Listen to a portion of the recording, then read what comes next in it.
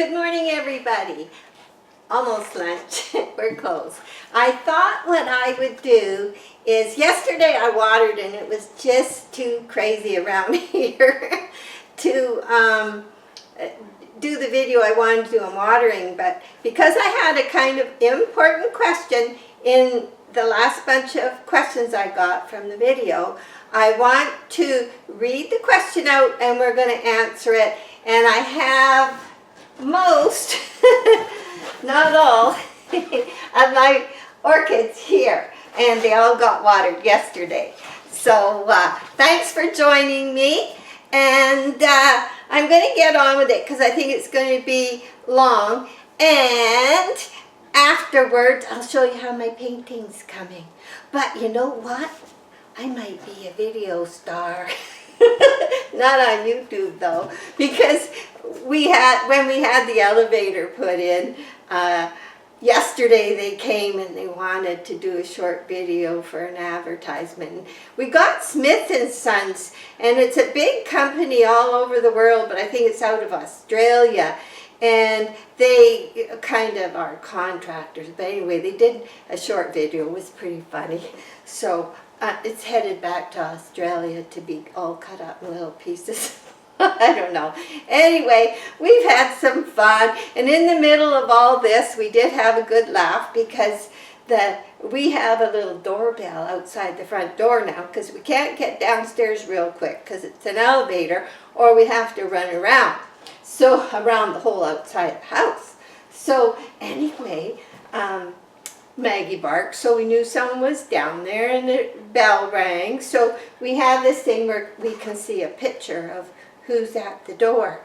So we both are looking at this picture. Oh my goodness. And it looked just like our granddaughters, and we thought, oh no, they've left home. So here we all barrel in the elevator, and we're headed downstairs, and we open the door, and relief. They were just bottle collecting, but they sure look like our teenage granddaughters. So we were relieved, and yeah, they wouldn't like it very long here. I mean, it's great when it's a visit, but you know, I think we'd have some pretty strict rules. We're kind of old-fashioned that way, so it may not go over well anyway. Anyway, let's get to the question. Okay, here's the question. What about mini phals, aka espresso orchids? I got one that came in a really tiny 1.5-inch pot, and it was in moss, and it was doing really well. It was growing new roots and new leaves after the flowers dropped, but it was outgrowing its tiny pot, and I couldn't repot it right away. So I finally repotted it this month in October, and I chose to use bark because I heard a lot of good things about bark and how better for orchids. Even saw some people repotting their minis in bark, so that's what I did. But now, after repotting it, it's not looking too hot. It's been about 3 days, and the new roots that were growing have dried up, and the tips and stopped growing, and I'm not used to bark drying so quickly. I've been watering it every other day now, and it's the same scenario with my bigger phal, and some of the roots on that one has shriveled up. I have fertilizer and fertilized the bigger one the same day I repot it because I cut off some roots and the flower spike, and another video said to fertilize to help it regrow. I'm scared to fertilize my mini because it's already not doing good anymore, and I don't want to mess it up. Well, for those of you who have been watching this channel for some time, I'm sure you're already answering this question. So, okay, I have learned a lot, and I watched an orchid show, and these were people raising greenhouses of orchids and species and very fantastic different types. And this one guy, he said, every orchid grower kills 100 plants, and I'm going, oh no. But yes, as you're learning, you do learn that you do lose some. And today I'm going to talk about a couple I lost, and I'm going to talk about why, and see if we can help this lady out. So,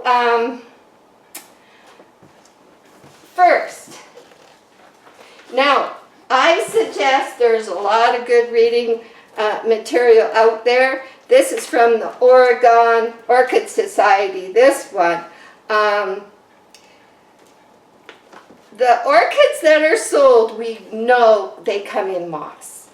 Now, they, as seedlings, moss is a good thing because it's moisture, but really, in my honest opinion, bark is really good for the home grower. But you have to realize that when you change the media, you know what I'm going to say, when you change your media, whether it's from bark to moss or moss to bark, the roots are used to the old amount of moisture it was receiving in the old media. You're changing it, and what's going to happen? Right.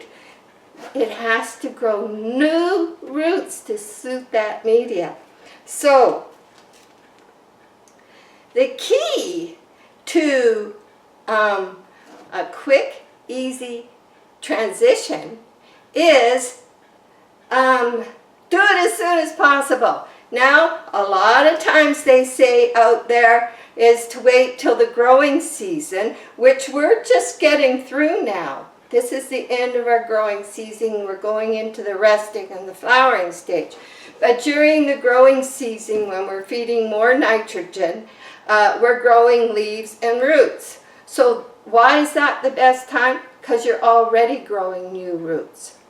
And so if you're repotting then and you're changing the media, it's all going to happen a little easier with a little less stress.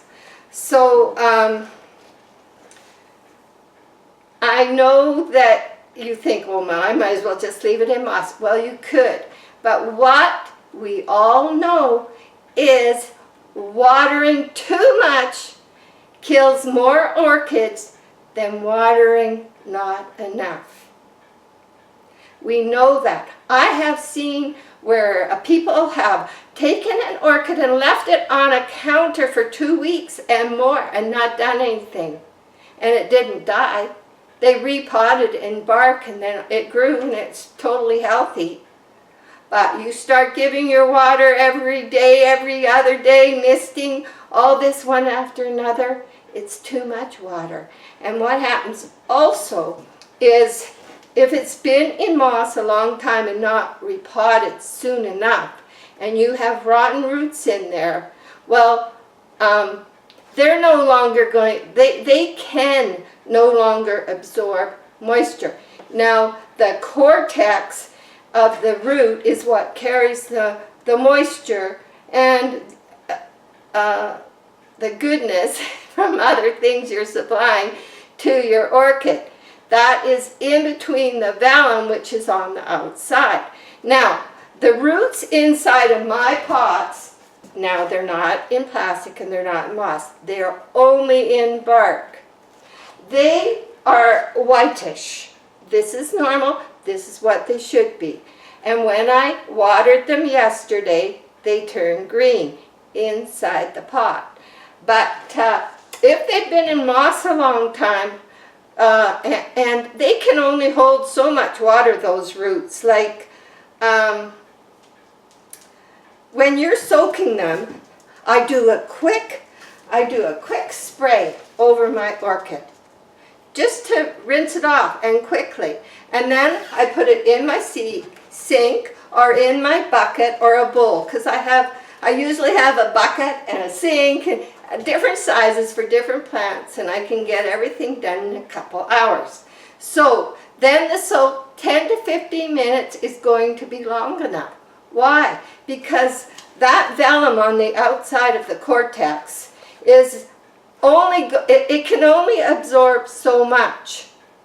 So once it's absorbed all it's going to absorb, that's it. So that's why that's long enough. And the other thing that's happening with that soak is the bark. Now, newer bark takes a long time to hold moisture and start to do its job in the pot, holding more humidity in that pot. And that is why we started soaking our bark 3 days. And one subscriber had the really good idea of putting a few drops of, where is it? I'm always moving things around. Okay, a seaweed fertilizer in the soaking bark. And then when you do a repot, not every watering, I'm not saying this, only time I'm using this is when I do a repot or I have an orchid that's sad and needs to grow roots. I am not, I like to use things a quarter of what they say the amount and keep it light. I don't like to go overboard with any of this, and I don't think they need it. So I have Big Blue, and I use just a little bit, and this is how I'm doing my repots now. And there's also Super Thrive out there and other things that you can use, and that's the other thing you can do. So you want to get these orchids extremely happy as soon as possible.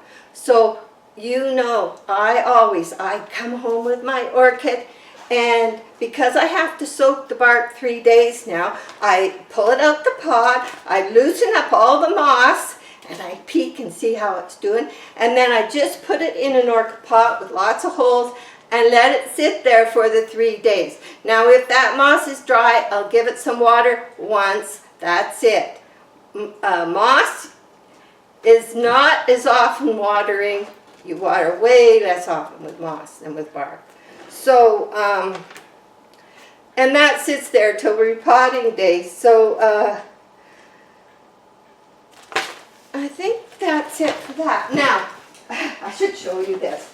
Now, I might have showed you this before, and anybody just starting out, I read a lot. Whoops! This is my orchid book. This is my reading material. And lots of this is from orchid societies and different things. They're all in. I can flip through and read this. I mean, this is the best book on the market. But try and find it, because there's like, I don't know, 7 years of information here.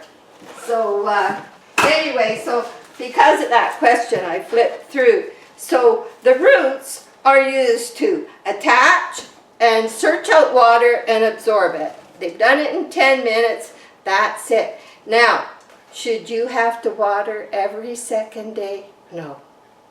So the smaller pot, the smaller the pot, the quicker it's going to dry out. What your pot is made of, if you want to hold more moisture in, because you're in bark and maybe you're in a not a very humid area, then you want like plastic or a heavily enameled pot, but you still want air. Those roots need air and moisture. Okay? So also those roots, okay, now I've read this before, and I'm going to put some reading material. I'll pin it underneath the video. It may not happen right away, but I will. A root cell, once growing, is locked into the configuration that was appropriate at the time it grew. And it cannot change, those roots can't change to accommodate a new environment. New cells must grow, new roots must grow to tune into the new environment. That is why one may see decomposition of the old root system if the plant is moved from one culture to another. It doesn't matter what you're changing from or to. The roots, now this is from First Raise, that a bit of article, And also, you can find the same message in the, here we are with the St. Augustine Orchid Society. Orchid roots become accustomed to their growing environment. When there is a substantial change in this environment, the plant has to grow a different set of roots to accommodate for the new media. Okay, so this is important.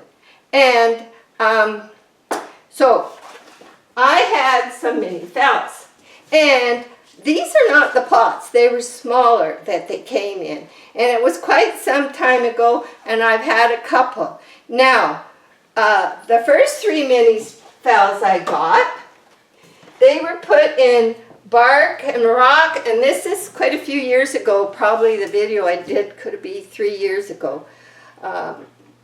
These were mini phals. They were put into a plastic sewer pot. They have done really well. Why?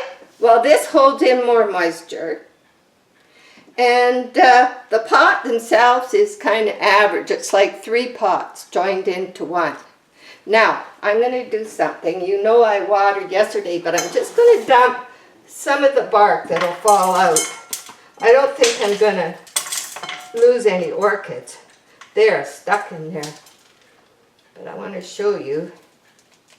Okay, this is going to be some fun repotting videos next year. But if you look way down inside, there is lots of roots in there.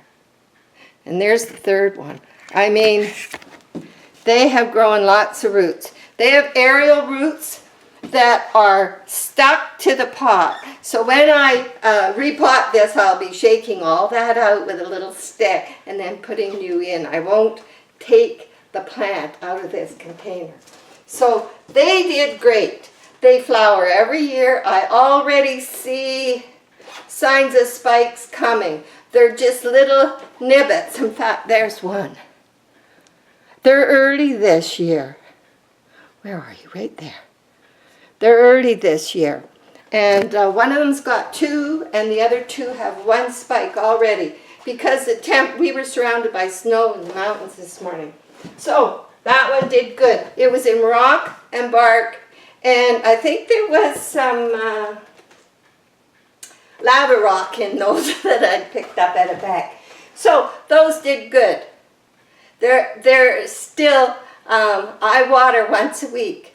Now, in the summer when it's dry, or in the winter when the furnace is on a lot, I might do the small pots and extra watering.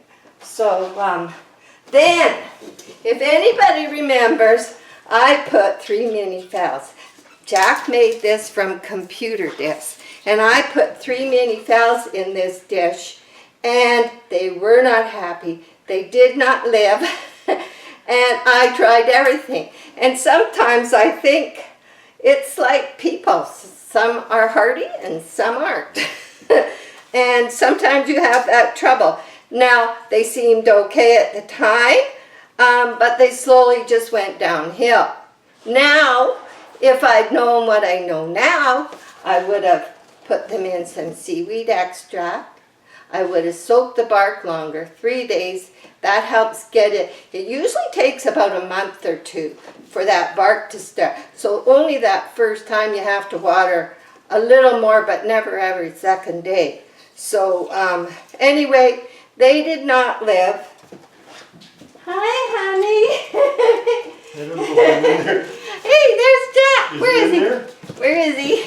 Where is he? There. Am I in? Yeah, he's in. I should show you what he's been doing outside later, if I can. Okay, so there's that one. Okay, now, let me see. I'm trying to remember when I got this. So this is one of the ones I'm babying.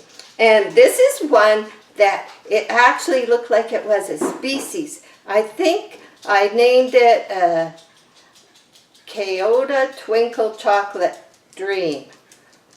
And Anna from Anna's videos, she helped me name it because it was a beautiful color, and it was an orchid Mom picked out.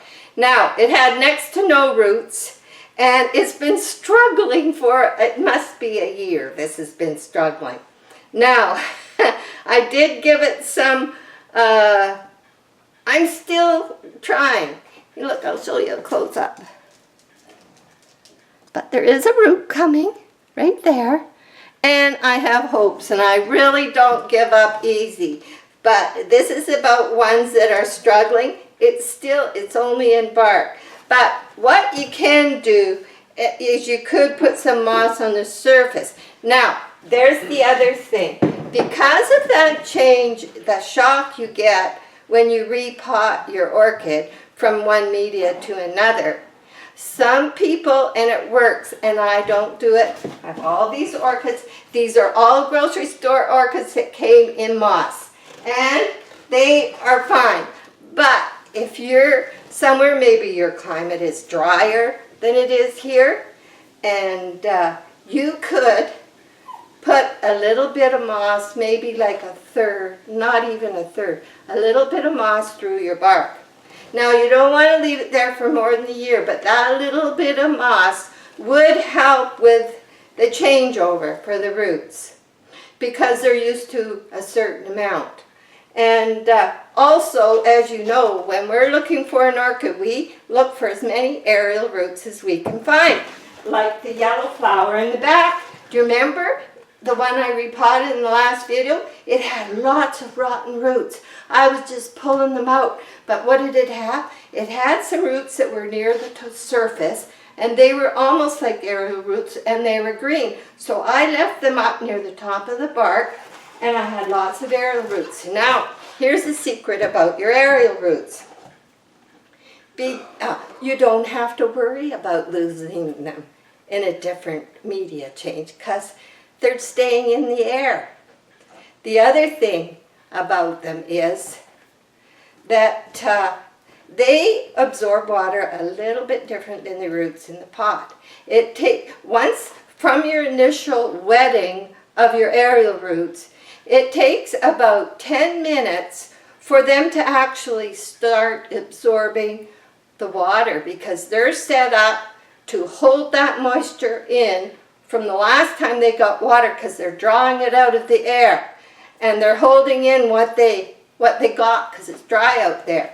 So it takes them a little while after you miss them, maybe miss them again, go back in 5 minutes, miss them again.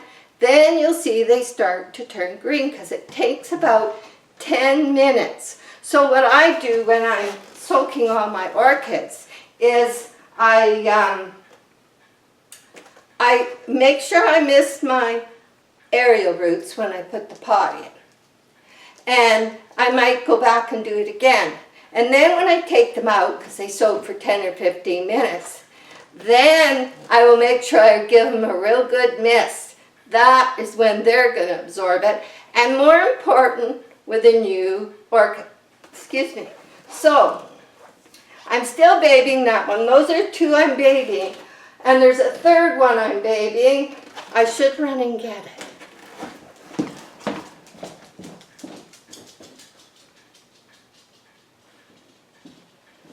Okay. I know we have this beautiful pot that Jack drilled hole in. It was the base of a heater, and it's plastic. And the reason this orchid is in here is because the monopodial stem goes right to the very bottom of this pot. Plus, it's out this far. And why you say is this happening? Well, this is my oldest orchid. And you know, I tried to figure out maybe when, I don't know, it's 6 or 7 years old. And it's been flowering, so it was flowering when I got it. Could have been like 3 or 4 years old, however old they actually reached the market. And it was orchid my daughter bought me, and I didn't want to lose it. So I put it in this pot because it hadn't grown any roots on the monopodial stem. And I didn't want to cut it off, which they often do. They cut them off, and the roots up on the top hold the plant, and then the other ones, they won't grow into a new orchid. They may form cakeys or something. So this plant's been suffering. I don't want to lose it. I'm attached to it. It's even trying to have a little baby spike. I'm not happy to see it because, can you see it? There we go. I don't know. There it is. I'm not happy to see it really because I want it to rest. But the good news is there is a root in here. Nice new growth on it, if I can get it in there. And there's another one here. So I have to try and get this right. So yes, I'm getting the roots I wanted. So next spring in the growing season, I will do a video and I'll be chopping this up so I can get it back in a pot properly. Now, orchids can live a long, long time, and it did grow new leaf. They're small, they're not as big as they were, so it has been suffering. And this is in the books for our next growing season, and by then I put a little bit of seaweed fertilizer in one of my little mister bottles, and I give it a little spray once a week. Water, and it's all around that monopodial stem that's sticking out because I want more roots, so that when I repot it, it won't miss what I'm going to cut off. So those are the ones I'm babying, and I'm going to put it over here. So these things happen. If you could see my floor, I'll show it to you later. Anyway, so I did want to share that with you, and I'll try and leave some good reading material that's all over the floor right now for you to read. And so all these are in bark. Patience. Some of them, the two in these pots here, they had, when I got them, they suffered with scale. And I was forever, I use alcohol spray and that sets them back. I try not, if I can get away without using it, I try not to use it. I have found my experience, it sets them back. So I think there's one little one I often see scale on, and I wipe them every time I water.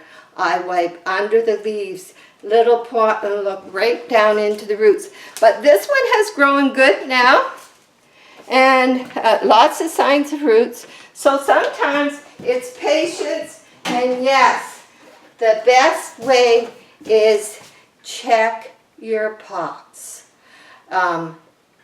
If you think it's too dry, consider the pot it's in.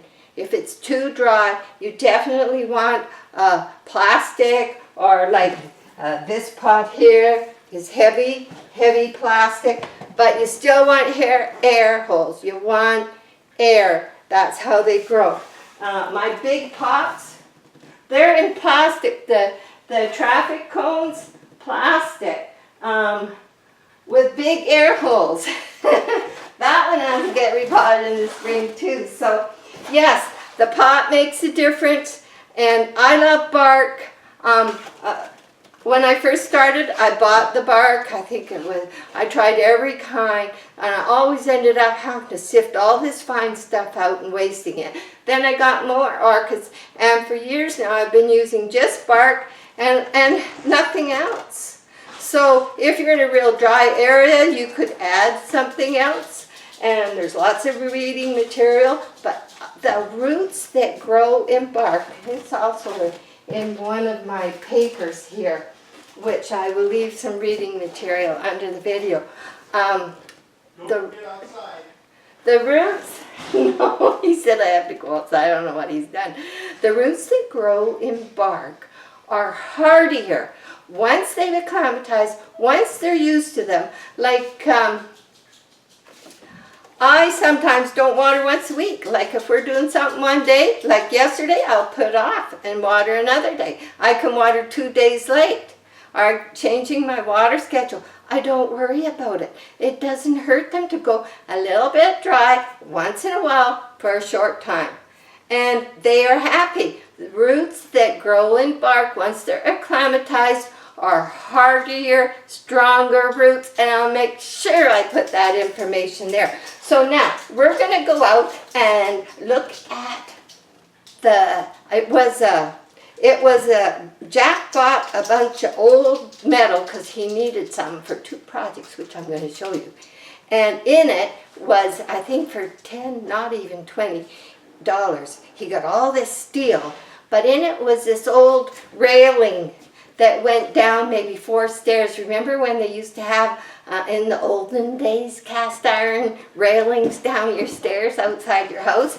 And these ones had those tulips on them. So I'm eyeing up the flowers. Of course, I like the flower part. So unbeknownst to me, he cut them off to get the steel he wanted out of it, and then he welded them together. And then I said, holy, that will make a beautiful screen for the front road where they can see in and see my lady. And I could grow something up, but I haven't decided what yet. So we're going to go out and look at that, and I don't know what else he's up to out there. So let's head out there and see what's going on. Okay. There's a close-up. I just put them all here, now I have to move them all back, just for you guys, you know. And I thought that it might be nice, just every once in a while, when I get a question that's quite involved, if I just answer it with a video. So keep in mind, if you really have something you want to, rather than me type forever, I'll just answer it on a video. Okay, now, I have been painting this, and there it is. It's not finished. The tulips, they need another coat. And what I used was, okay, oops, sorry. Okay, what I used was Trim Clad Rust Paint Primer. So it's water-based. Everything's water-based. And I used Trim Clad black paint for the black. So, and then I just bought some cheap. This was a cheap Canadian Tire paint that I used for the green. And I don't care about that because I put exterior water-based Varathane over the whole thing. I'll put 2 coats before it goes outside. So there's the Varathane bottle. Okay, let's go outside. Now, I said he got a bunch of steel, and he's been using it because we've always had this haywire setup for, just when the peach tree gets loaded with peaches. Well, here we are outside, and I hope the sound is good because we are having a bit of a windy day.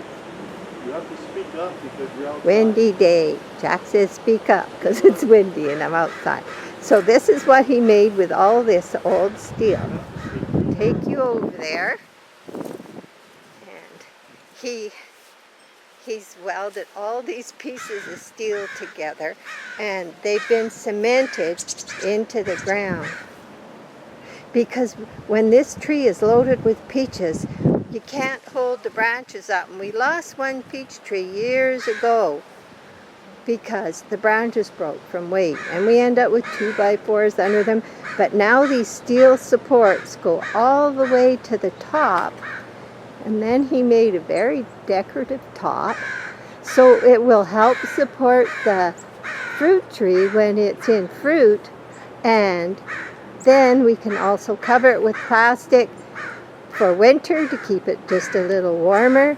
And spring, when we get a rain, peaches don't like that. So until the rain of early spring is through, it will be covered. And we've been covering it by haywire way. This is so good. It's going to save us so much work and good for the tree. Protect it. So, whew, we had the mountains full of snow today. They were just loaded. All around us, we're surrounded by mountains with snow, and there's not too much left now. There's a crow, he's upset.